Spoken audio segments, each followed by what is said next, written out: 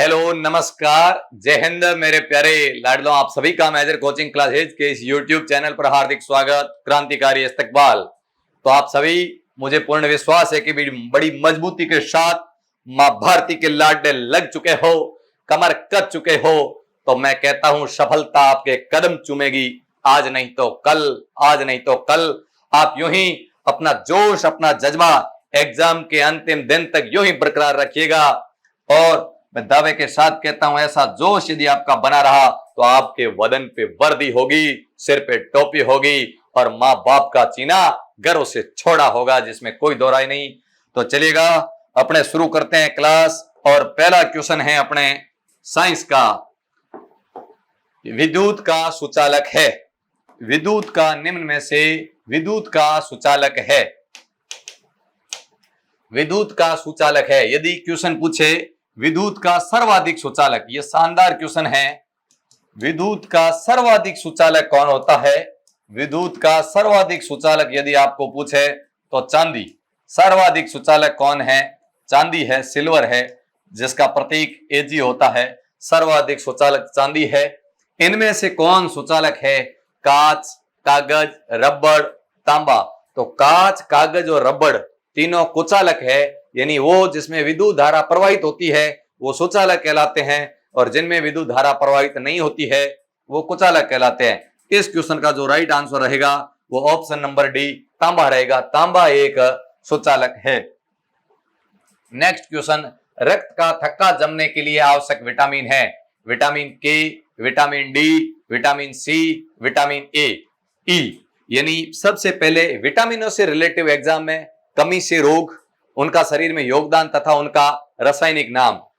रासायनिक नाम याद करने के लिए एक बड़ी शानदार ट्रिक है, कई बार पहले भी मैंने बताई।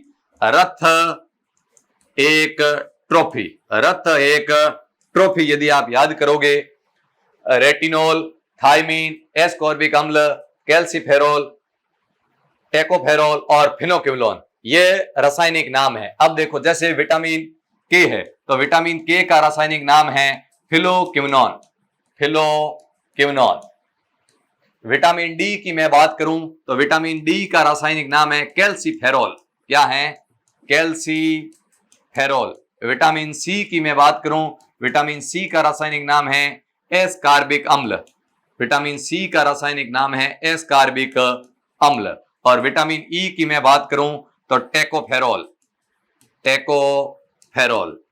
ये रासायनिक नाम तो आपको याद रखना ही रखना है। ए का रेटिनोल और बी का थायमीन।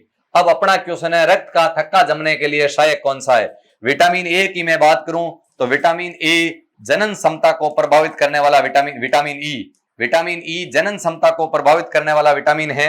विटामिन ई की कमी से बंध्यता या नपुंसकता समस्या हो सकती है। विटामिन सी की मैं बात करूं तो विटामिन सी की कमी से स्कर्वी, स्कर्वी को नाविक रोग भी कहा जाता है, या फिर पायरिया रोग विटामिन सी की कमी से होता है। विटामिन डी की मैं बात करूं तो विटामिन डी की कमी से रिकेट्स रोग होता है। और सूर्य की किरणों से प्राप्त यदि विटामिन पूछे तो वो विटामिन डी है।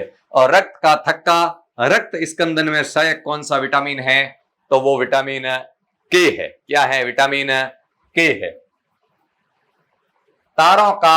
तारों में प्लाज्मा बनता है। तारों में प्लाज्मा, तारों की यदि बात करें, तारे या सूर्य, बात करें तारे है या फिर सूर्य, सूर्य और तारे, हाइड्रोजन गैस होती है इनके अंदर, यानी ब्रह्मांड के अंदर सर्वाधिक गैस कौन सी पाई जाती है? हाइड्रोजन। तारे, सूर्य हाइड्रोजन गैस के गोले हैं, और इनके अंदर जो ऊर्जा निर्माण होती है वो नाभिकीय संलयन की प्रक्रिया के द्वारा होती है। नाभिकीय संलयन, नाभिकीय संलयन अभिक्रिया के माध्यम से तारे, सूर्य, सौर ऊर्जा के अंदर ऊर्जा प्राप्त होती है।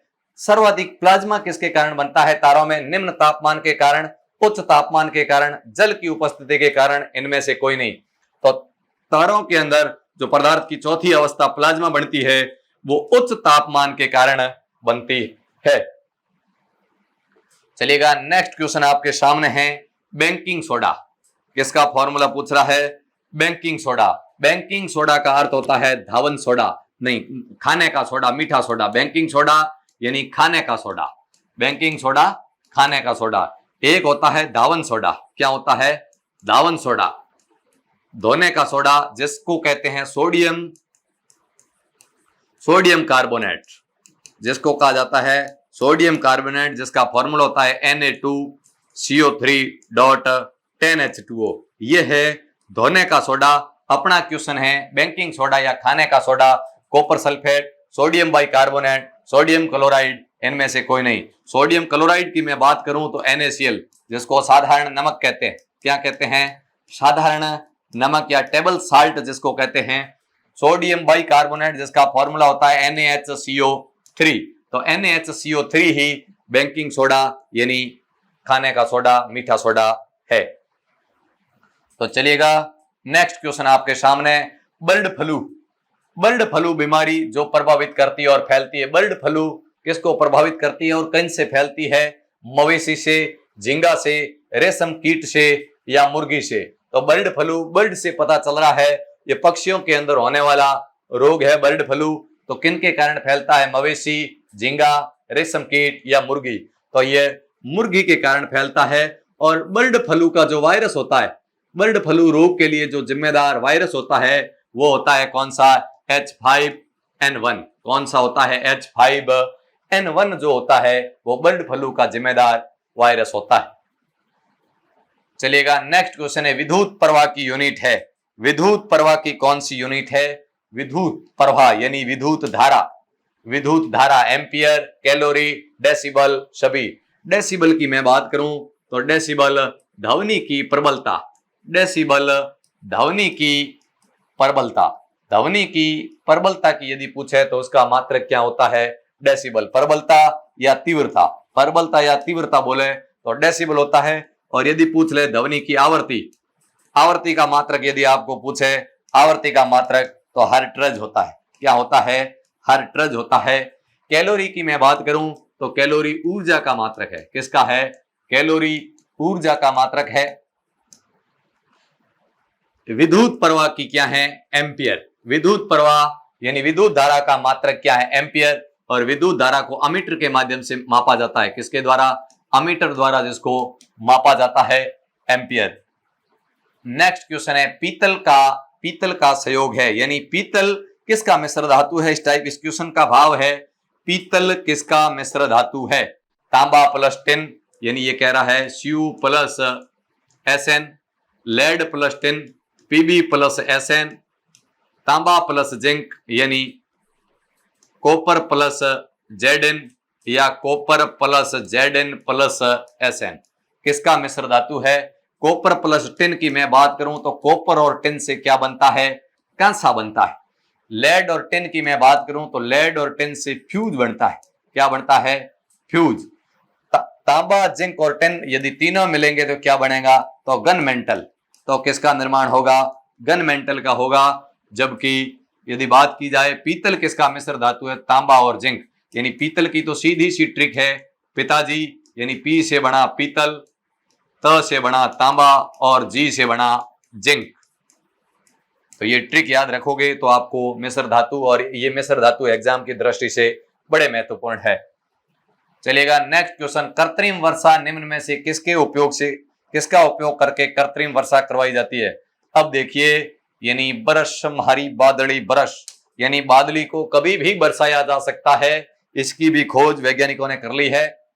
कृत्रिम वर्षा निम्नलिखित में से किसके उपयोग द्वारा की जाती है? Silver iodine, potassium chloride, nitric acid या फेरिक ऑक्साइड। कृत्रिम वर्षा की मैं बात करूं तो कृत्रिम वर्षा सिल्वर आयोडाइड। सिल्वर आयोडाइड का उपयोग कृत्रिम वर्षा में किया जाता है। जबकि सिल्वर ब्रोमाइड पूछे, सिल्वर ब्रोमाइड यदि आपको पूछे तो सिल्वर ब्रोमाइड का उपयोग फोटोग्राफी में किया जाता है। फोटोग्राफी में उपयोगी कौन है? तो सिल्वर ब्रोमाइड है। ब्रो फोटो खींच, और सिल्वर आयोडाइड आयो रे आयो भारो में उड़ो आयो, यानी सिल्वर आयोडाइड का उपयोग कृत्रिम वर्षा के लिए किया जाता है। Next question. फिटकरी गंदे पानी को शुद्ध करती है किस विधि द्वारा? विसरण विधि द्वारा, परासरण विधि द्वारा, स्कंदन विधि द्वारा या वाष्प द्वारा। यानी फिटकरी का उपयोग जल शुद्धिकरण में किया जाता है। इसके अलावा जल शुद्धिकरण की मैं बात करें तो जल शुद्धिकरण में लाल दवा का भी उपयोग किया जाता है। लाल दवा का फॉर्मूला होता है लाल दवा का रासायनिक फॉर्मूला पूछे तो KMN4 पोटेशियम पर मैग्नेट। लाल दवा का उपयोग भी जल शुद्धिकरण में किया जाता है। और फिटकरी के द्वारा यदि बात की जाए, फिटकरी जल को स्कंदन विधि के द्वारा शुद्धिकृत करती है, शुद्ध करती है। नेक्स्ट क्वेश्चन, पारसेक किसकी इकाई है? पारसेक किसकी बात हो रही है? पारसेक की बात हो रही है। तो पारसेक दूरी की सबसे बड़ी इकाई है। दूरी की सबसे बड़ी इकाई, दूरी का सबसे बड़ा मात्रक पूछे, पारसेक है। दूरी की सबसे बड़ी इकाई पारसेक है। इसके अलावा एग्जाम की दृष्टि से एक बहुत पूछी जाती है दूरी की इकाई, प्रकाश वर्ष। ये क्वेश्चन एग्जाम में पूछा जाता है। प्रकाश वर्ष किसकी इकाई है? तो वर्ष देख समय नहीं करना है, प्रकाश वर्ष भी किसकी इकाई है? दूरी की इकाई है।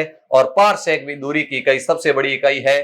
तो पारसेक में क्या मापा जाता है? तारों में घनत्व, अंतरिक्ष की दूरी, आकाशीय पिंडों की चमक या विशालकाय तारों का कक्षीय वेग। तो अंतरिक्ष की दूरी क्या मापी जाती है? अंतरिक्ष की दूरी मापी जाती है। चलिएगा नेक्स्ट क्वेश्चन, लाल रक्त कोशिकाएं, लाल रक्त कोशिकाएं नष्ट होती है। लाल रक्त कोशिकाएं कहां पर नष्ट होती है? गुर्दे में, यकृत में, पेट में या पलिहा में? लाल रक्त कोशिकाओं की मैं बात करूं यानी आरबीसी, किसके बारे में जिक्र हो रहा है? आरबीसी, जिक्र हो रहा है आरबीसी के बारे में, लाल रक्त कणिकाएं। तो लाल रक्त कणिकाओं का यदि जीवन काल आपको पूछे, इंपॉर्टेंट फैक्ट है ये, 120 दिन। 120 दिन लाल रक्त कणिकाओं का जीवन काल होता है। और लाल रक्त कणिकाओं का काम है गैसों का परिवहन करना, यानी O2 एवं CO2 का क्या करना? परिवहन करना। लाल रक्त कणिकाओं के अंदर लाल वर्णक पाया जाता है जिसको हीमोग्लोबिन कहते हैं, जिसके कारण रक्त का रंग लाल होता है। और हीमोग्लोबिन के अंदर आयरन धातु पाई जाती है। तो लाल रक्त कोशिकाएं नष्ट कहां होती है? पलिहा में। कहां होती है? इसलिए पलिया को आरबीसी का कब्रिस्तान कहते हैं। इसलिए पलिया को आरबीसी का क्या कहा जाता है? पलिया को आरबीसी का कब्रिस्तान भी कहा जाता है। और पलिया को शरीर का ब्लड बैंक भी कहा जाता है। शरीर का क्या कहा जाता है? ब्लड बैंक भी कहा जाता है। और आरबीसी का कब्रिस्तान भी कहा जाता है।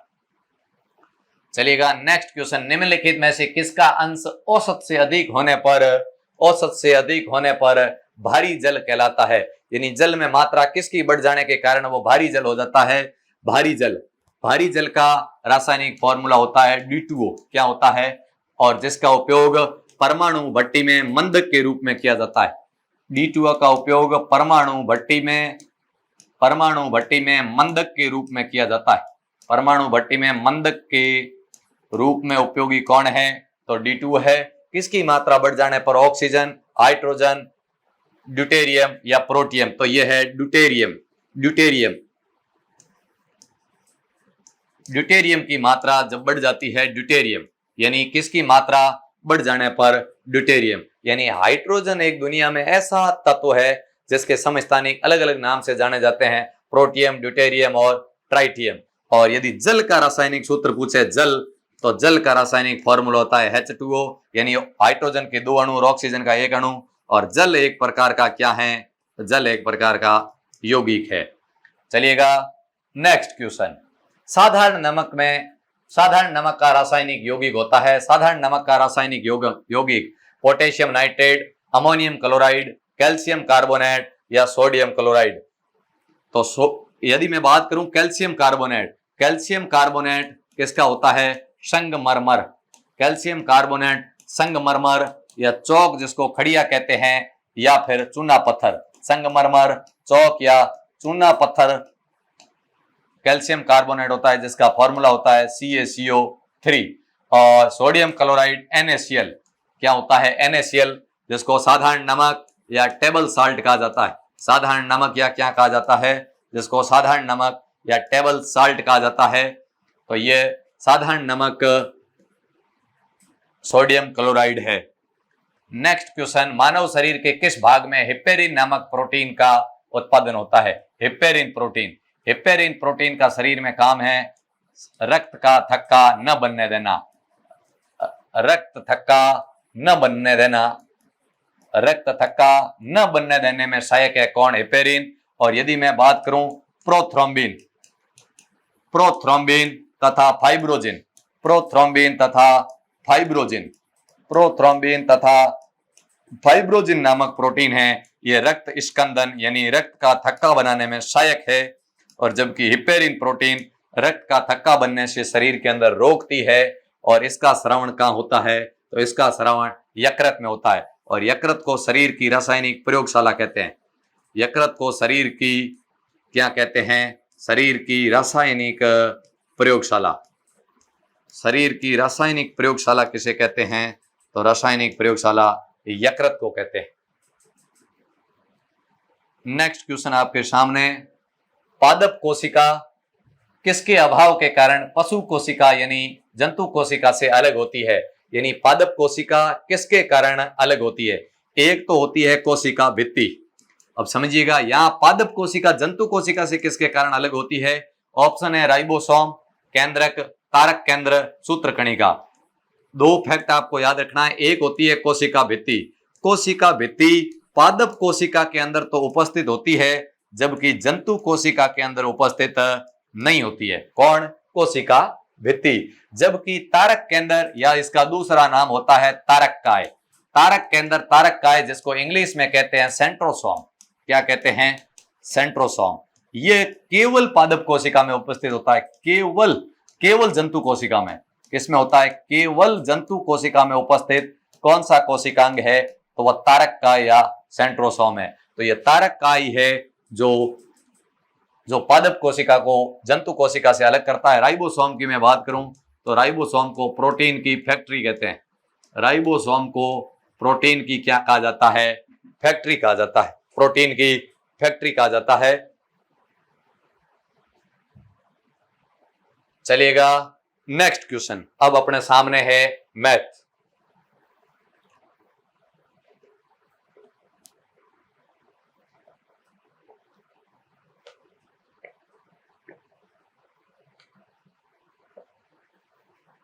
अब देखिए मैथ का क्वेश्चन है, यदि क्रय मूल्य 80 रुपए और मुनाफा 20% हो तो विक्रय मूल्य ज्ञात कीजिए। बड़ा शानदार क्वेश्चन है, यानी 80 रुपए की वस्तु को 20% लाभ पर बेचा जाए। समझ रहे हो ना। और जो बिल्कुल नए है वो वीडियो को लाइक वाइक करता रहा करो, बिल्कुल शानदार नीचे कमेंट किया करो। वीडियो आपको कितनी मैथ समझ में आ रही है, साइंस कैसी लग रही है, कितनी समझ में आ रही है, एग्जाम के लिए ये क्लास ये सेशन आपके लिए कितना रामबाण साबित हो रहा है। एक कमेंट करके जरूर इस वीडियो के कमेंट बॉक्स में बताना कि हमारे लिए ये सेशन कितना फायदेमंद रहा और हमें कितना सीखने को मिला। और जो भी एजुकेशन आपके आर्मी एग्जाम से रिलेटेड जितने भी आपके मन में संशय हो, वो संशय भी कमेंट बॉक्स में जरूर बताएं। जो टेक्निकल टीम हमारे तक पहुंचाएगी, आपके संशय का समाधान भी किया जाएगा। और मैथ का क्वेश्चन आपके सामने, पेन कॉपी खोल के रखिएगा, साथ साथ में हल करने का प्रयास भी कीजिएगा। यदि क्रय मूल्य 80 रुपए और मुनाफा 20% है, तो यानी 80 रुपए की वस्तु को वो 20% यानी 20% कमा रहा है, यानी 80 का 120% कितना होगा, 2 जीरो से 2 जीरो, 12 अंठा 96, यानी वस्तु कितने रुपए में बेची जाएगी, तो 96 रुपए में बेची जाएगी। नेक्स्ट क्वेश्चन, 54 किलोमीटर प्रति घंटे की गति से चलती हुई एक ट्रेन 120 मीटर लंबी रेलगाड़ी 120 मीटर लंबी रेलगाड़ी एक बिजली के खंभे को कितने समय में पार करेगी। यानी चाल कितनी दे रखी है ट्रेन की, चाल दे रखी है 54 किलोमीटर प्रति घंटा, और कुल दूरी यानी ट्रेन की लंबाई कितनी दे रखी है, दूरी कितनी दे रखी है, 120 मीटर। तो अब देखिएगा मीटर में है, इसलिए चाल को अपन मीटर प्रति सेकंड में बदलना है। जब किलोमीटर प्रति घंटे को मीटर प्रति सेकंड में बदलते हैं तो 5/18 से क्या करते हैं, गुणा। 18 से 54, 18 54, यानी क्या आ गया, 15 मीटर प्रति सेकंड। अब अपन को निकालना है समय। क्या निकालना है, समय। समय का फॉर्मूला होता है दूरी बटा चाल। दूरी बटा चाल, दूरी 120 और चाल कितनी है, 15। तो 120 का 15 में भाग दोगे तो 15 अंठा 120, यानी कितना समय लगेगा, 8 सेकंड। कितना लगेगा, 8 सेकंड। इस क्वेश्चन का जो राइट आंसर होगा वो ऑप्शन नंबर डी इस क्वेश्चन का एकदम राइट आंसर है। नेक्स्ट क्वेश्चन आपके सामने, एक गोले का क्वेश्चन बिल्कुल कटना नहीं चाहिएगा भाई। एक गोले का पृष्ठीय क्षेत्रफल, एक गोले का पृष्ठीय क्षेत्रफल 3844 पाई वर्ग सेंटीमीटर है, तो इसकी त्रिज्या ज्ञात कीजिए। यानी गोले के पृष्ठीय क्षेत्रफल का सूत्र क्या होता है? गोले का पृष्ठीय क्षेत्रफल का फॉर्मूला होता है 4 पाई स्क्वायर। क्या होता है? 4 पाई स्क्वायर, यानी 4 पाई आर स्क्वायर बराबर 3844 पाई। पाई से पाई क्या हो गया? कैंसिल। आर स्क्वायर का मान कितना आएगा? 3844 के अंदर 4 का भाग लगाएंगे, तो लगाइएगा 4 का भाग, तो आर स्क्वायर का मान आपके सामने आएगा। तो देखिए 38 के अंदर 9 छो कितने हो गए? 36, शेष बच गए 2, 24। 24 में बात करूं तो 600 कितने हो गए? 624 और 1, यानी 961। आर स्क्वायर का मान 961 आया, तो आर का मान कितना आ जाएगा? यानी 961 का क्या करना है? 961 का वर्गमूल करना है। तो कीजिए 961 का वर्गमूल कितना आएगा? तो एक किसका इकाई अंक आता है? या तो 1 के वर्ग का आता है, या फिर किसका आता है? 9 का। और फिर 3 की मैं 9 बात करूं तो 9 का आएगा 2 और 3 के, 9 का आएगा 3, यानी 3 का कितना होता है? 9, तो का आएगा यानी 31। 961 का यदि आप निकालोगे तो इस क्वेश्चन का राइट आंसर क्या आएगा? 31। आप देख सकते हो 31 इंटू 31 करोगे क्या आएगा? देखिए 31 इंटू 31 किया तो क्या आया? 3 और 9 यानी 169, यानी बिल्कुल राइट है। तो त्रिज्या कितनी हो जाएगी? 31 सेंटीमीटर। कितनी हो जाएगी? 31 सेंटीमीटर इस क्वेश्चन का एकदम राइट आंसर है। नेक्स्ट क्वेश्चन आपके सामने 994 इंटू 1006। अब देखो ये संख्या गुणा करोगे तो सीधा कर सकते हो, लेकिन इस क्वेश्चन का देने का पीछे का जो तात्पर्य था, ये 19वां तो क्वेश्चन है, यानी तात्पर्य ये था, आप देखिए 1000 से 6 कम है और 1000 से 6 ज्यादा। ये क्वेश्चन देखते ही पता चलना चाहिए, यानी इसको देखकर यूं लग रहा है कि a प्लस बी, यानी इसमें थोड़ा पहले संख्या माइनस वाली है तो इसमें माइनस आगे लिख दो, यानी a माइनस बी तथा a प्लस बी मेरे को नजर आ रहा है। इसके अंदर यदि मैं बनाना चाहूं तो a का मतलब हो गया, या a का मान 1000 और b का मान कितना है? 6। 1000 में से 6 गया तो 994, 6 जोड़ा तो 1006। तो इस सर्व समीकरण का मान होता है a square minus b square, यानी 1000 का स्क्वायर माइनस 6 का स्क्वायर। 1000 का स्क्वायर कितना हो जाएगा? 1000 का स्क्वायर यानी इसके पीछे कितने जीरो लग जाएंगे? 6, 10 लाख, और इसमें से कितने माइनस करने हैं? 36। कितने माइनस करने हैं? 36। तो कर दीजिएगा, कितना बचेगा? यानी 6 ये बचेगा। आप इसको माइनस तो कर ही सकते हो, तो ये आएगा आपके सामने क्या? 9,99,967। इस क्वेश्चन का जो राइट आंसर रहेगा वो ऑप्शन नंबर डी रहेगा। चलिएगा नेक्स्ट क्वेश्चन है आपके सामने, किसी संख्या के 1/4 के 30% का 2/5 15 है, तो संख्या का 20% क्या होगा? माना वो संख्या x है, माना वो संख्या x है। x का 1/4 का 30% का 2/5 कितना है? 15 है। चलिएगा ठीक है, 0 से क्या हो गया? 0 कैंसिल, 2 का भाग 4 में कितनी बार चला गया? 2 बार। ठीक है, तो ऊपर तो क्या बचा? x इंटू ऊपर तो बचा 3/20 इंटू 5 करोगे तो कितना आ गया? 100, और बराबर क्या आ गया? 15। तो x का मान कितना आ जाएगा? 15 इंटू 100/3। 3 से ये कैंसिल हो गया 5 बार, तो वो संख्या तो क्या आई? 500। अब कह रहा है संख्या का 20%। संख्या का 20% का मतलब है 500 का 20%। 500 का 20% निकाल लीजिएगा, क्या आएगा? 2 जीरो से 2 जीरो, यानी 5 इंटू 20 किया तो 100। तो संख्या का 20% कितना आया? 100 आया। बड़ा शानदार क्वेश्चन है। चलिएगा नेक्स्ट क्वेश्चन, राखी की आयु क्या कह रहा है? राखी की आयु सुरभि से 4 साल कम है। राखी की आयु सुरभि से 4 साल कम है तथा उनकी आयु 3:5 के अनुपात में है, तो राखी की आयु कितनी होगी? अब देखिए, एक तो है राखी और एक कौन है? एक है सुरभि। चलिएगा ठीक है, राखी की आयु सुरभि की आयु से, किसकी आयु से? ज्ञात किसकी करनी है? राखी की। तो माना राखी की x है राखी की आयु सुरभि की आयु से 4 साल कम है।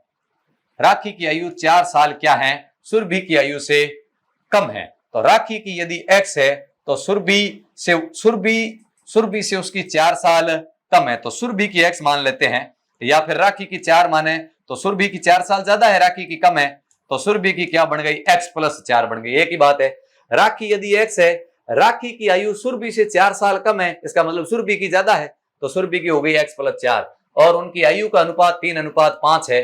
तो देखो x बटे x प्लस 4 और जिनका रेशियो है क्या, 3:5। तो देखिए क्या हो गया, 5x बराबर 3x प्लस 4, यहां देखोगे तो 2x बराबर 4, x का मान देखोगे 4 के अंदर 2 का भाग दोगे तो 2।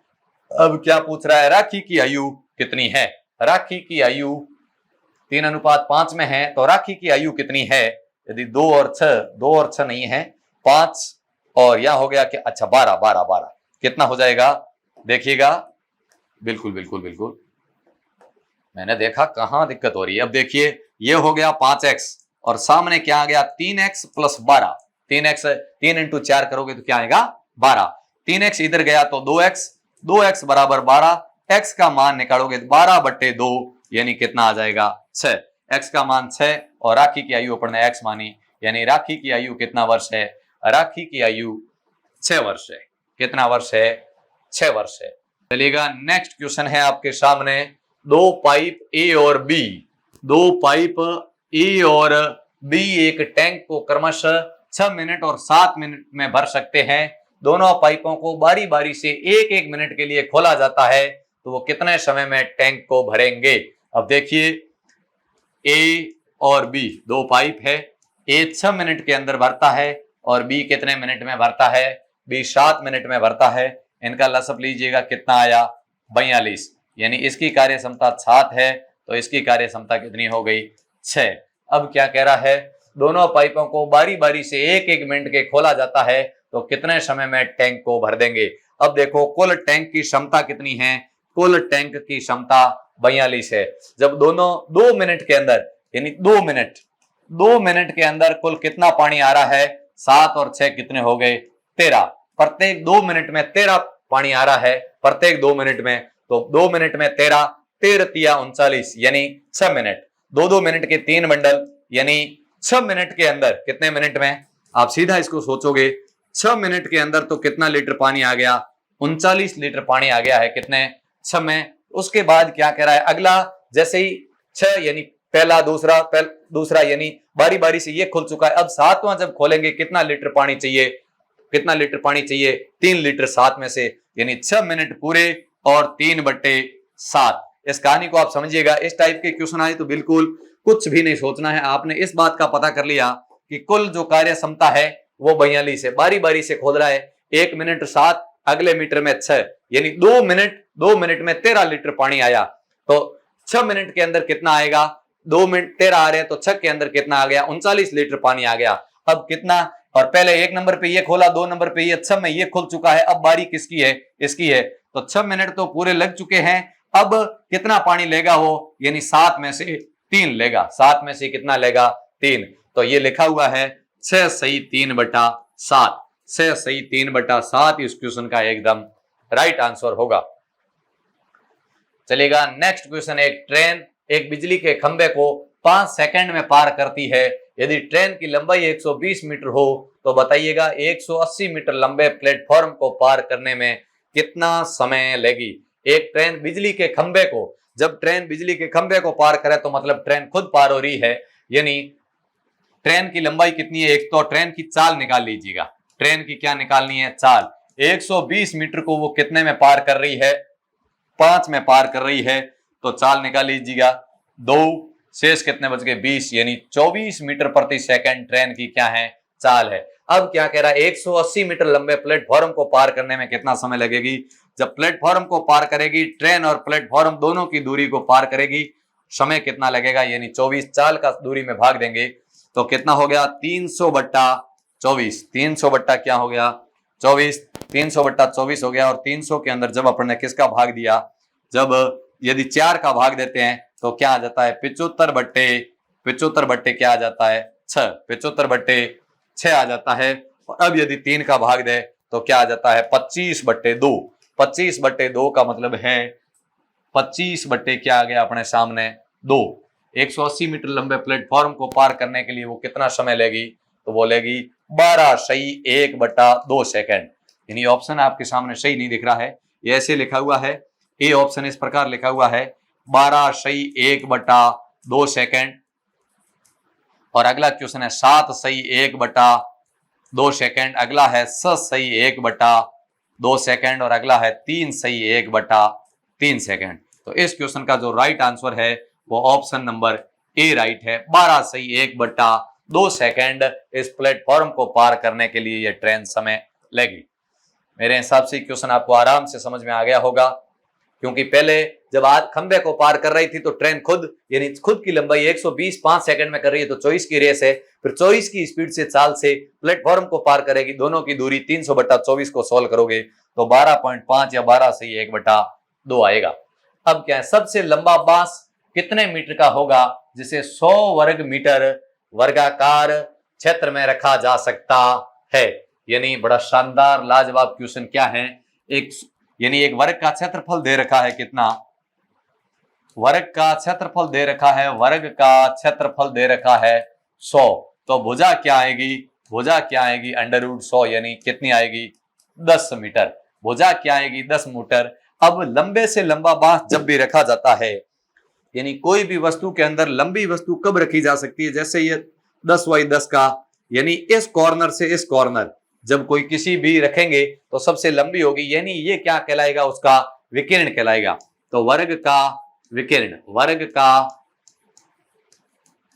का विकिरण क्या होता है, तो वर्ग का जो विकिरण होता है वो होता है √2 भुजा। यानी तो क्या आ जाएगा 10√2, 10√2 आ जाएगा। और 10√2 या फिर इसको कह सकते हैं 14.14, यानी √2 का जो मान होगा, √2 का मान होगा 1.44, यानी 1 पॉइंट इसको जब गुणा करेंगे, यानी 10 इंटू √2 का मान 1 पॉइंट जो आपके सामने होगा 1.44, इसको जब मल्टीप्लाई करोगे तो क्या आ जाएगा आपके सामने, तो आ जाएगा 14.14 मीटर। क्या आ जाएगा 14.14 मीटर। कितने वर्ष में एक राशि 4 गुना हो जाएगी यदि साधारण ब्याज दर 15% वार्षिक हो। यानी कितने वर्ष में एक राशि 4 गुना हो जाएगी। माना 100 रुपए है, राशि कितना गुना हो रही है, 4 गुना 400 हो रही है, तो बताओ ब्याज कितना आएगा, तो ब्याज 300 आएगा। किस दर से 15%, यानी प्रत्येक वर्ष 15 रुपए हो रहा है, तो 300 रुपए होने के लिए कितने वर्ष लगेंगे, तो कितने वर्ष लगेंगे, 20 वर्ष लगेंगे। कितने वर्ष लगेंगे, 20 वर्ष लगेंगे, 20 वर्ष लगेंगे। चलिएगा नेक्स्ट क्वेश्चन है, दिए गए चित्र में 4x बराबर 5y हो तो x का मान कितना है। x का मान ज्ञात करना है, 4x बराबर 5y हो तो, यानी क्या कह रहा है 4x बराबर 5y, तो x बट्टे y यानी 5:4, यानी x है अनुपात में यदि बात करें तो ये 5 और ये कितना है 4। अब बताओ एक भुजा पर बने, अब अपन को पूछ क्या रहा है x का मान, एक रेखा पर बने कोणों का मान 180 होता है, यानी 4 इकाई और 5 इकाई कितनी हो गई, कुल 9 इकाई। 180 किसके बराबर है, 9 के। x का मान कह रहा है, यानी मल्टीप्लाई किसको करना है 5 को, तो कितना आ जाएगा 20 इंटू 5 करेंगे तो 100 डिग्री। x का मान कितना आ जाएगा 100 डिग्री। कितना आ जाएगा 100 डिग्री आ जाएगा। चलिएगा नेक्स्ट क्वेश्चन क्या है, नेक्स्ट क्वेश्चन है 0.0042/0.06। इसको हल करिएगा, कोई दिक्कत नहीं है, मैंने सीधा लिख दिया 42 बट्टे। अब देखिएगा जब ऊपर की संख्या का पॉइंट हटाते हो तो नीचे आ जाता है, कितनी संख्या छोड़ के पॉइंट है, तो 5, तो 5 यानी लाख से मल्टीप्लाई कर दिया, 5 जीरो लगा दिए, नीचे 6 लिखा, 2 संख्या छोड़ के तो ऊपर क्या आ गया 100 आ गया। 2 जीरो से 2 जीरो क्या हो गया, कैंसिल हो गया। अब क्या करना है, अब काट लीजिए, यदि कट रहा है तो ये से कट गया कितनी बार 7 बार, यानी क्या आ गया 7/1000। 7/1000, 3 संख्या छोड़ के पॉइंट लगाना है, 7 0 0.0 यानी 0.007, 0.007। देखिएगा इस क्वेश्चन में कोई दिक्कत आपको नहीं होनी चाहिए, क्योंकि पॉइंट हटाने के बाद आपने देखा ऊपर बचा 42, नीचे बचा 6000, 6 से कट गया 7 बार, 7/1000 आने के बाद 3 संख्या छोड़ के पॉइंट लगाना है। चलेगा।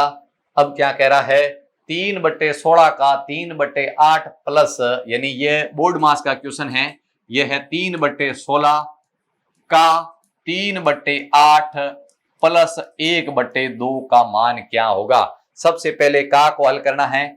3/16 का अर्थ गुणा 3/8 प्लस 1/2 कर दीजिएगा। 3 × 3 किया तो कट नहीं रहा है, तो 3 × 3 किया तो कितना आया 9, और 16 × 8 कर दीजिए, कितने होते हैं 16 × 8 कितने होते हैं भाई 8 संग 48, हासिल गई 4, 128। चलेगा तो कितना आ गया 128 प्लस 1/2, लसअप लिया तो कितना आया 128। 128 का भाग 128 में एक बार 9 प्लस 2 का भाग दोगे 128 के अंदर, 128 में 2 का भाग भाई कितनी बार जाएगा 66 बार। कितनी बार जाएगा 9 + 66, 9 + 66 कितने होते हैं 9 + 66 73 होते हैं। 73/128 इस क्वेश्चन का एकदम राइट आंसर रहेगा, यानी ऑप्शन नंबर क्या राइट रहेगा, ऑप्शन नंबर बी इस क्वेश्चन का एकदम राइट रहेगा। चलिएगा नेक्स्ट क्वेश्चन, एक संख्या का 65% उसी संख्या के 4/5 से 21 अधिक है। माना वो संख्या x है, संख्या ही तो ज्ञात करनी है। माना वो संख्या क्या है, माना वो संख्या x है, तो x का 65% और उसी संख्या का यानी x का 4/5 से 21 कम है, यानी एक संख्या का 65% उस संख्या के 4/5 से 65 कम है, यानी संख्या के 4/5 से, संख्या है x का 4/5, x का 4/5 से x का जो कौन x का 65%, x का 65% कम है कितना 21, यानी 4/x के 4/5 में से उसका 65% घटाएंगे तो 21 शेष बचेंगे, क्योंकि ये इतना कम है। तो क्या आया 4x/5 माइनस इसको आप काटोगे 5 से तो कितना आया 13/20, यानी -13x/20 और बराबर कितना आ गया 21। लसअप लिया तो कितना आया 20, लसअप लिया तो कितना आया 20, 5 का भाग दिया तो 4, यानी कितना हो गया 16x - 13x बराबर कितना 21। 16 में से 13 गए 3x और बराबर क्या आ गया 21 × 20, यानी यहां अपने आया है 3x बराबर 21 × 20। x का मान निकालना है तो 21 × 20/3, 3 से ये कैंसिल हो गया 7 बार, 7 × 20 किया तो कितना आया 140। इस क्वेश्चन का जो राइट आंसर रहेगा वो 140 रहेगा। चलिएगा आगे जीके के क्वेश्चन आपको सर करवाएंगे। Thank you. तो चलिएगा हम अपने जीके के पोर्शन को कंटिन्यू करते हैं, जिसके अंदर हमारी जो प्रैक्टिस सीरीज है ना, प्रैक्टिस सेट है ना, उसको हम क्या करते हैं कंटिन्यू करते हैं। चलिएगा पहला क्वेश्चन हमारा कौन सा है, पहला क्वेश्चन है 31। भाखड़ा नृत्य किस राज्य से संबंधित है। भाखड़ा नृत्य किस राज्य से संबंध है। पंजाब में आपने सुना होगा भांगड़ा होता है, पंजाब में कौन सा होता है भांगड़ा होता है। राजस्थान में घूमर, राजस्थान में घूमर होता है। उत्तर प्रदेश में रासलीला, रासलीला नौटंकी, उत्तर प्रदेश नौटंकी। और मध्य प्रदेश मटकी, मध्य प्रदेश मटकी, ठीक है ना। ये क्या है प्रमुख नृत्य है। चलिएगा नेक्स्ट क्वेश्चन नंबर 32। संप्रीति युद्ध अभ्यास किन देशों के बीच में है। क्या है कि हमारे देशों के बीच में, दो देशों के बीच में युद्ध अभ्यास होते हैं ना, वो जो संप्रीति युद्ध अभ्यास है वो किन देशों के बीच में हुआ है। तो चलिएगा भारत और बांग्लादेश, भारत और श्रीलंका लिख देना मैत्री अभ्यास, ठीक है ना, मैत्री यानी मित्रता है, ठीक है ना। भारत और अमेरिका याद रखना, भारत और अमेरिका के बीच में कौन सा है वज्र प्रहार, ठीक है ना। इनका मित्र शक्ति लिख दो, इनका मित्र शक्ति लिख दो, मित्र शक्ति, वज्र प्रहार, वज्र प्रहार, ठीक है ना। तो भारत और बांग्लादेश के बीच में कौन सा है संप्रीति युद्ध अभ्यास हुआ था, संप्रीति युद्ध अभ्यास हुआ था, चलेगा। और भारत और इंडोनेशिया लिख दो गरुड़, कौन सा, गरुड़, चलेगा। नेक्स्ट 33, मेघालय की राजधानी क्या है, मेघालय की राजधानी क्या है, आइजोल, आइजोल, कोहिमा, गंगटो, गंगटो किसकी है, सिक्किम की, सिक्किम की, ठीक है ना। और याद रखना मणिपुर की कौन सी है, इंपाल, मणिपुर की इंपाल, यूपी, एमपी, उत्तर प्रदेश की लखनऊ, मध्य प्रदेश की भोपाल, ठीक है ना। राजस्थान, राजस्थान की जयपुर। तो ये कुछ है राजधानियां, ये कुछ है राजधानियां है, चलिएगा। मिजोरम, मिजोरम की आइजोल लिख दो, मिजोरम, कौन सी है, मिजोरम, मिजोरम, ठीक है ना। फिर बात करते हैं कोहिमा, नागालैंड की राजधानी कौन सी है, कोहिमा लिख दो, नागालैंड, नागालैंड। तो शिलोंग, मेघालय की राजधानी क्या है, शिलोंग, ऑप्शन नंबर है ए राइट, ऑप्शन नंबर है ए राइट। चलो नेक्स्ट क्वेश्चन नंबर 34, उज्जैन किस नदी के किनारे स्थित है, उज्जैन किस नदी के किनारे स्थित है, क्षिप्रा, यमुना, गंगा और ताप्ती, ठीक है ना। गंगा, हरिद्वार, हरिद्वार, ये शब्द सबसे महत्वपूर्ण है, ये चीजें सबसे महत्वपूर्ण सवाल है ना, सबसे महत्वपूर्ण सवाल है, ठीक है ना। फिर बात करते हैं ताप्ती, ताप्ती के किनारे कौन सा है, सूरत, सूरत। पहले लोग हीरा घसने जाते थे, पहले लोग किसके लिए जाते थे, हीरा घसने के लिए जाते थे। फिर क्षिप्रा, उज्जैन के कौन सा है, क्षिप्रा, क्षिप्रा नदी के किनारे उज्जैन शहर है स्थित है, किस नदी के किनारे, क्षिप्रा। चलिएगा नेक्स्ट 35, धन विधेयक की परिभाषा किस अनुच्छेद में है, अनुच्छेद 110, 112, इसमें लिख दो वित्तीय, वित्तीय बजट। फिर है उपराष्ट्रपति, सॉरी राष्ट्रपति, 52 में क्या है, भारत का एक राष्ट्रपति होगा, 63 में उपराष्ट्रपति, 63 में उपराष्ट्रपति, उपराष्ट्रपति। तो धन विधेयक अनुच्छेद 110 में, अनुच्छेद 110 में ऑप्शन नंबर है 1।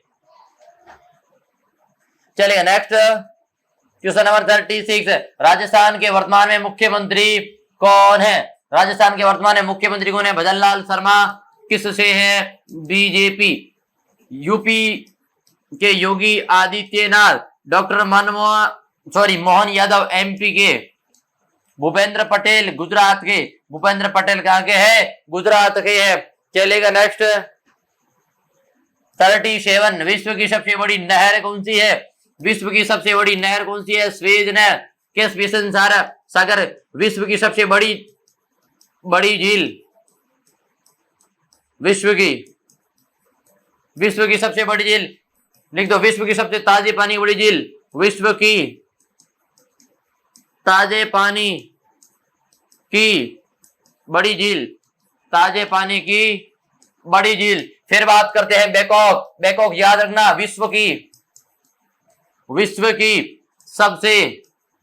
सबसे ऊंची, ठीक है ना, ये चीजें याद रखना। ऑप्शन नंबर क्या है ए, स्वेज नहर, स्वेज नहर, कौन सी नहर है, स्वेज नहर। तो विश्व की क्या है, सबसे बड़ी नहर है, विश्व की सबसे बड़ी नहर है।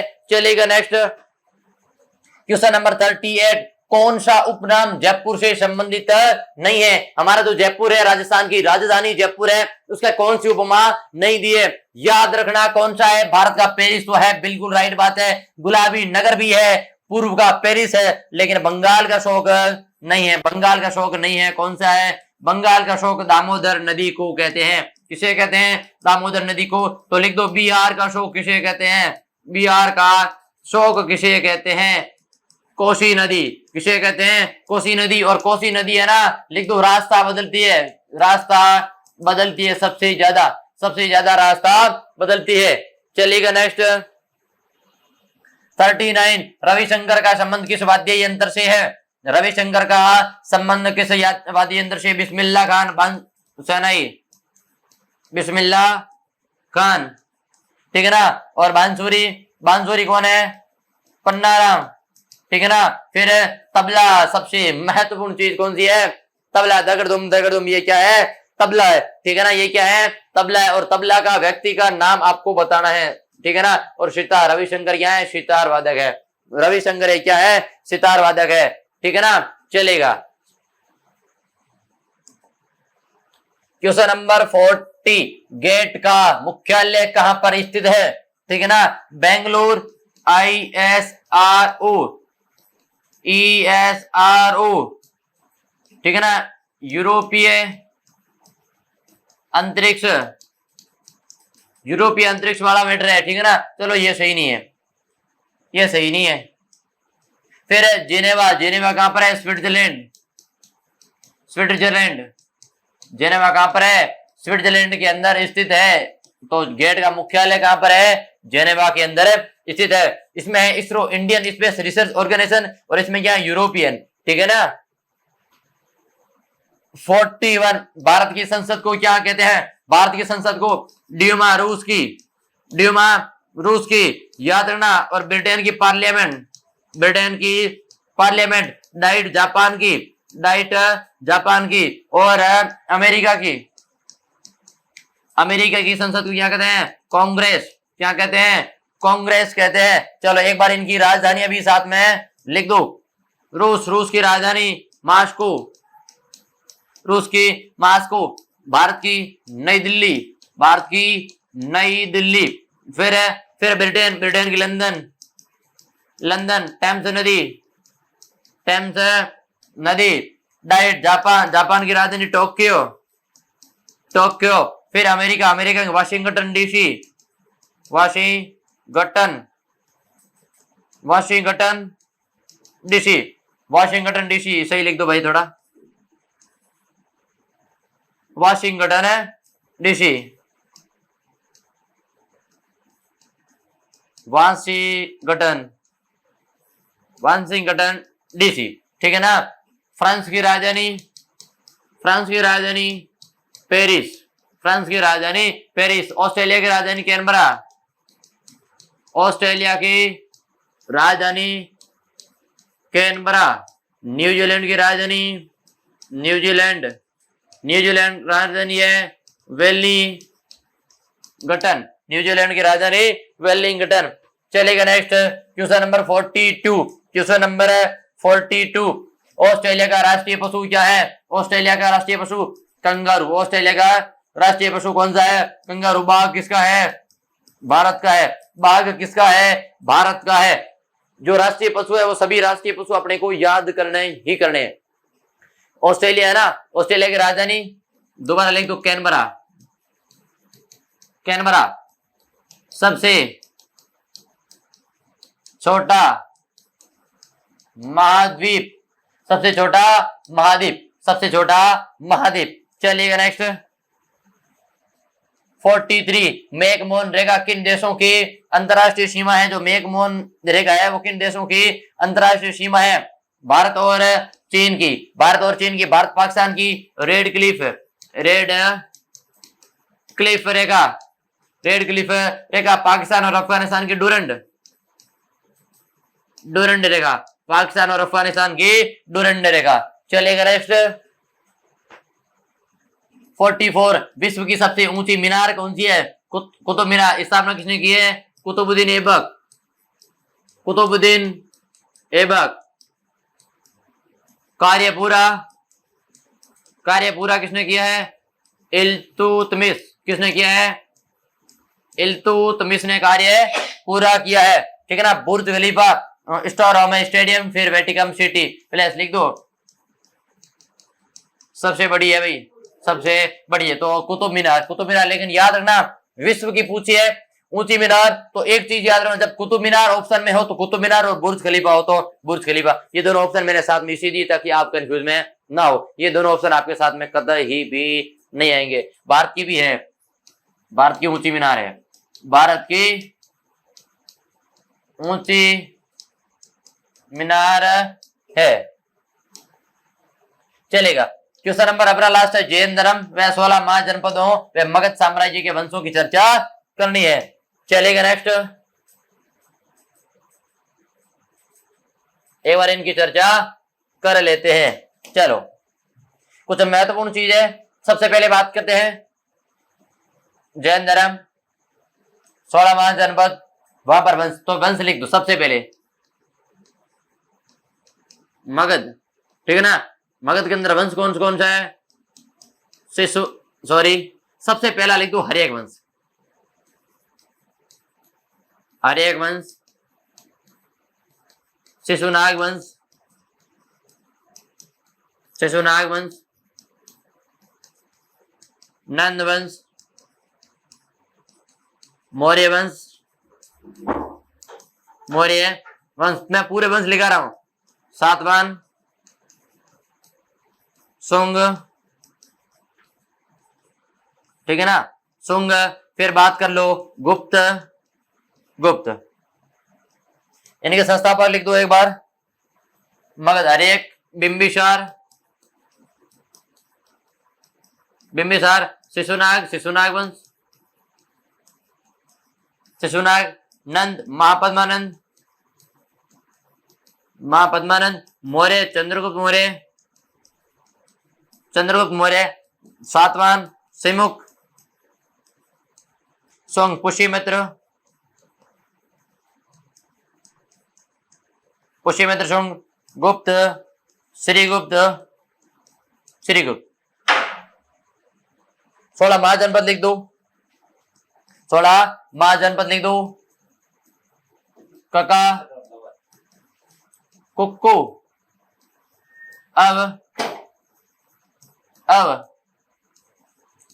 अच्छे, पग,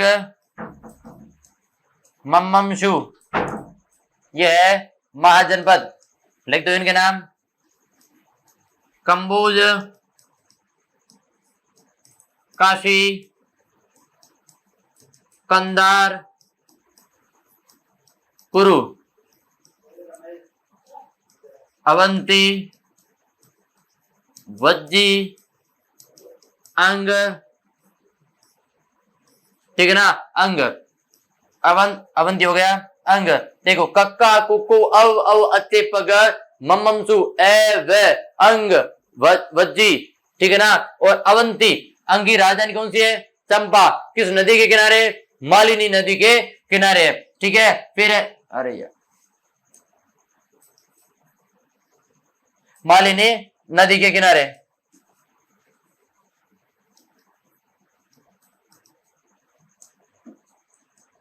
कौन सी नदी? कौशल, काशी, कंबोज, काशी, कंधार, कौशल, अवंती, वज्जी, अंग।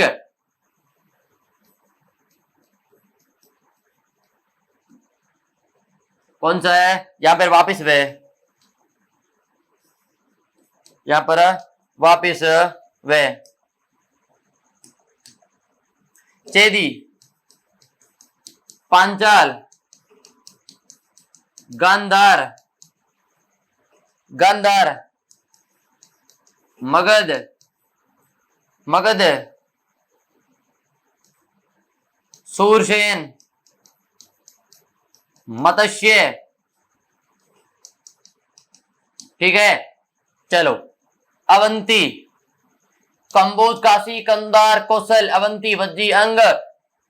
एक यहां पर ये मिसिंग है, एक यहां पर ये मिसिंग है, चेदी, पांचाल, गंधार, मगध, मत्स्य, सूरसेन, अस्मक, लिख दो अस्मक, अस्मक। चलो फिर जैनधर्म। अब महावीर स्वामी के बारे में जितना भी मैटर है वो पूरा लिख दो। महावीर स्वामी, जैन धर्म में महावीर स्वामी। उससे पहले लिख दो कुछ तीर्थंकरों के बारे में, लिख दो प्रथम तीर्थंकर, प्रथम ऋषभदेव, ऋषभदेव। दूसरा नाम आदिनाथ। अर्ध तीर्थंकर, अर्ध तीर्थंकर, लिख दो बाहुबली, वाह बाहुबली। फिर नेक्स्ट 23वां पार्श्वनाथ, 24वां महावीर स्वामी। पार्श्वनाथ चातुर्यम सिद्धांत, चातुर्य में सिद्धांत। महावीर स्वामी पंचशील, पंचशील। ज्ञान प्राप्ति, ज्ञान। ऋजुपालिका, ऋजुपालिका नदी। महावीर स्वामी महावीर स्वामी, ज्ञान ऋजुपाल की नदी, याद रखना, पुत्री, अनोज्या, अनोज्या, दामाद, जामाली, प्रथम शिष्य, प्रथम शिष्य। ठीक है ना, ये हो गई हमारे महावीर स्वामी की पूरी बातें। चलेगा नेक्स्ट, चलिएगा हम बात करते हैं, हमारे जीके के पोर्शन कंप्लीट हुआ है। रीजनिंग, अभी हम बात करेंगे हमारे रीजनिंग की, जिसके अंदर आपसे नॉर्मल क्वेश्चन पूछे जाते हैं, उन क्वेश्चनों को हमें देखते हैं। चलो, पहला क्वेश्चन है 46, ये 46 है ना, ठीक है ना, बी, सी और ई, और इसकी अगली श्रृंखला है आई, जे और एल। फिर ये श्रृंखला हमें ज्ञात करनी है, और डब्ल्यू, एक्स और जेड, डब्ल्यू, एक्स और जेड। जब देखो ये जो श्रृंखला है, इस श्रृंखला के अंदर अपने को ये ध्यान रखना है कि इस श्रृंखला के अंदर कौन सा कॉम्बिनेशन सही बैठता है, कौन सा कॉम्बिनेशन सही बैठता है। चलो, बी से आई, बी से आई, बी, सी, डी, ई, एफ, जी, एच और आई, यानी कि कितने 7 हुए हैं? +7 हुए हैं, +7 हुए। चलो भैया लिख दो, बी, सी, ई, बी, सी और ई। फिर बात करते हैं आई, जे और एल, आई, जे और एल, आई, जे और एल। फिर बात करते हैं अगला हमें याद करना है, ये हमें याद करना है, ये हमें याद करना है। तो इसे एक बार यही देख लेते हैं भैया। बी से 7 ऐड किए, +7 आए हैं आई, और आई में 7 प्लस ऐड करने हैं, प्लस में 7 ऐड और करने हैं, तो उनको ऐड करते हैं। फिर क्या ये श्रृंखला यहीं पे सेट होती है? ई में +7 जे होता है, और जे में +7 हमें याद करना है। ई में +7 एल होता है, और एल में +7 हमें याद करना है। लिख दो 7+। चलेगा, आई, जे, K, L, M, N, O, P, क्या आ गया इसकी जगह? पी आ गया। फिर जे, K, L, M, N, O, P और क्यू, लिख दो क्यू आ गया। क्या आ गया? क्यू। फिर जे, एल आ गया, J, K, L, M, N, O, P, Q, R और एस, आर और एस। क्या ये PQS हमारे option number 2 right, option number 2 right. चलिएगा नेक्स्ट, चलेगा नेक्स्ट। फिर क्वेश्चन नंबर 47, क्वेश्चन नंबर 47, यदि a बराबर 3, लिख दो भैया, a बराबर 3, c बराबर 5 और f बराबर 8 हो, तो हमें याद करना है DIG क्या करना है? हमें याद करना है, DIG क्या करना है? हमें याद करना है। चलो, पहली बात, ए कितने नंबर पे है? ए 1 नंबर पे है, तो +2 किया तो क्या हो गया? 3 हो गया। सी कितने नंबर पे है? सी 3 नंबर पे है, प्लस कितने किए भैया? +2 किए तो 5 हो गया। और एफ बराबर क्या हुआ है? 8। एफ कितने नंबर पे है? ए, बी, सी, डी, ई और एफ, ठीक है ना। एफ कितने नंबर पे है? 6 नंबर पे, +2 किए तो क्या हो गए? 8 हुआ। उसी प्रकार से DIG का मान याद कीजिएगा। चलो, डी कितने नंबर पे है? ये चीज हमें याद करनी है भैया। डी कितने नंबर पे है? लिख दो, डी, ए, बी, सी और डी। डी कितने नंबर पे?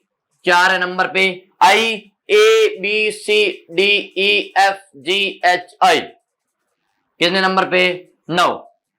आई 9। जी, ए, बी, सी, डी, ई, एफ, जी, यानी कि 7 नंबर पे।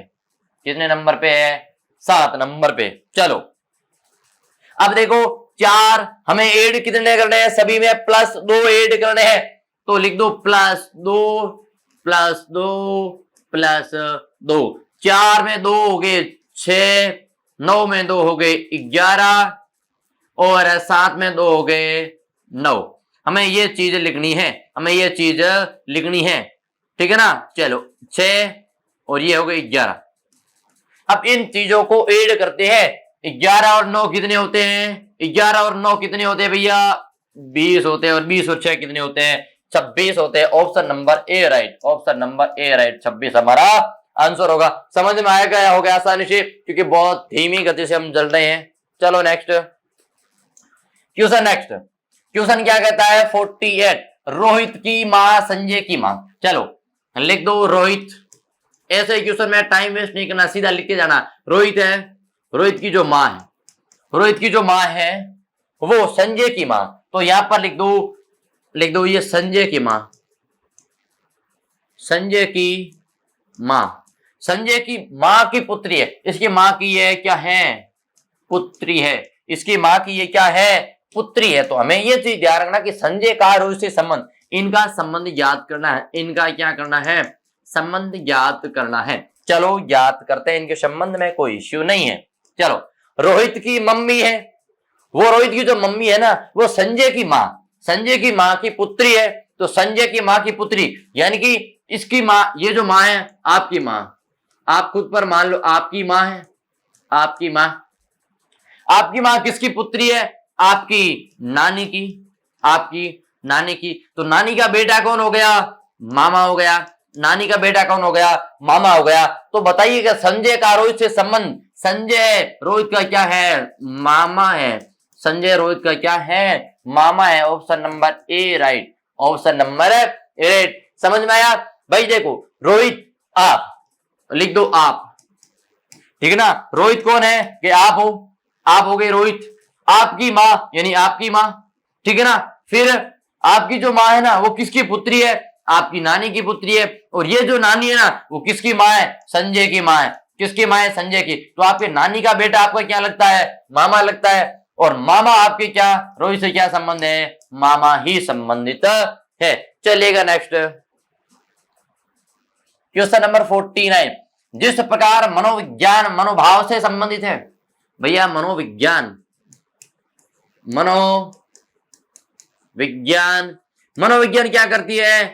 मनोभाव, मन के भावों को जानती है, मन के भावों को जानती है, ठीक है ना। तो उसी प्रकार से दर्शन शास्त्र का संबंध याद करना है। दर्शन शास्त्र, दर्शन शास्त्र का संबंध बताना है हमें। हमें क्या बताना है? दर्शन शास्त्र का संबंध बताना है। तो दर्शन शास्त्र का संबंध विद्या से होगा नहीं, ठीक है ना। विद्वान से होगा नहीं, क्योंकि अगर मनोविज्ञान की जगह मनोविज्ञान का संबंध मनोवैज्ञानिक से होता तो अवश्य, ठीक है ना, मनोवैज्ञानिक होता ना तो जरूर भैया बुद्धिमान कर सकते, विद्वान कर सकते, अनुसंधान नहीं। लेकिन विद्वानी, ये जो बुद्धिमानी है ना भैया, देखो दर्शन शास्त्र हमें क्या बनाएगा? बुद्धिमान बनाएगा। और मनोविज्ञान हमें क्या बनाएगा? हमें मन के भावों को, दूसरे के मन के भावों को पढ़ना सिखाएगा। जिस प्रकार से मनोविज्ञान मनोभाव संबंधित रखती है, उसी प्रकार से दर्शन शास्त्र है बुद्धिमान से संबंधित रखती है। Option number D right. ये संबंधी क्वेश्चन आपके आते हैं, इन चीजों को ध्यान रखना। चलो हमारा अंतिम क्वेश्चन, क्वेश्चन नंबर 50, प्रतिदिन प्रातःकाल टीवी जो टावर है उसकी छाया मेरे मकान पर पड़ती है। साथियों एक चीज ध्यान रखनी है, प्रतिदिन प्रातःकाल यानी मॉर्निंग का टाइम। प्रातःकाल मीन क्या होता है? मॉर्निंग, भाई मॉर्निंग का टाइम। और मॉर्निंग के अंदर सूर्य, आपको ध्यान रखना चाहिए सूर्य कहां पर होता है? यहां पर होता है। ये सूर्य हो गया, ये सूर्य हो गया। चलो ये सूर्य हो गया। फिर इसने क्या बात कही है कि प्रातःकाल टीवी टावर की छाया, जब कोई चीज यहां पर होगी, जब कोई चीज यहां पर होगी ना, ये टीवी टावर है, ये क्या है? ये टीवी टावर, ये सूर्य। जब सूर्य की किरणें यहां पर पड़ेगी तब इसकी छाया यहां पर बनेगी। भाई इसकी छाया यहां पर बनेगी ना, प्रातःकाल का टाइम है। तो कहां पर पड़ती है छाया? मेरे घर पे। तो यहां पर बना दो घर, ये है घर, ठीक है ना। तो घर पे छाया पड़ती है, ये, ठीक है ना, प्रातःकाल के अंदर। तो सूर्य किस दिशा में भैया? सूर्य यहां पर, और ये घर। अब देखो ये दिशा ध्यान रखनी। फिर अगले कंडीशन है कि तथा सायंकाल मेरे मकान की छाया। सायंकाल में सूर्य यहां हो गया, सायंकाल में सूर्य कहां पर हो गया? यहां पे हो गया, सूर्य। लिख दो सायंकालीन सूर्य, ठीक है ना। किस दिशा में? ये पूर्व, ये पश्चिम, ये चीज आपको पता ही है, बताने की जरूरत भी नहीं है। जब सायकाल की छाया, इसकी घर की छाया यहां पर कहां चलती है, पादमीन पैरों में, यानी कि यहां पर जाती है। कहां पर जाती है, यहां टच करती है, यहां ये घर की छाया, घर की छाया, ये घर की छाया। तो टीवी टावर मेरे मकान से किस दिशा में है, ये दिशा आपने को, अब इसमें तो कुछ याद करना ही नहीं है भाई। जब मॉर्निंग में टीवी टावर यहां पर है, छाया घर पे पड़ रही है, शाम को घर की छाया टीवी टावर पर पड़ रही है, तो ये चीज नॉर्मल है, हमें ये पता होना चाहिए। ये जो दिशा है ना, ये दिशा कौन सी है भैया, पूर्व दिशा है। ये दिशा कौन सी है, पूर्व दिशा है, ठीक है ना। जब पूर्व दिशा में होगी तो पश्चिम का सूर्य पूर्व दिशा के अंदर छाया बनाएगा। भाई आदमी यहां खड़ा है, आदमी यहां खड़ा है, सूर्य इधर है, छाया इधर पड़ेगी, सूर्य इधर है तो छाया इधर पड़ेगी, ये तो बात फिक्स है, ठीक है। उसी प्रकार से घर के ऑपोजिट साइड में क्या है, पूर्वी दिशा में क्या है, टीवी टावर है। तो घर के पूर्व दिशा में क्या है, टीवी टावर स्थित है, ठीक है ना साथियों। साथियों ये थी हमारे प्रैक्टिस सेट था, जिसके अंदर आपको पॉलिटी, हिस्ट्री, ज्योग्राफी यानी जीके का पोर्शन, स्टैटिक के साथ में दूसरा साइंस मिल गई आपको पूरी कंप्लीट किया जानी सर के द्वारा, और मैथ के बेताज बादशाह आपको बहुत शानदार तरीके से मैथ समझा दी। उसके बाद में रीजनिंग मैंने अच्छा प्रयास किया है। आई होप आपको समझ में आई होगी। एक अच्छा सा कमेंट आप कमेंट बॉक्स के अंदर जरूर लिखिएगा, क्योंकि वही हमारी एनर्जी है, ठीक है साथियों। जय हिंद, जय भारत,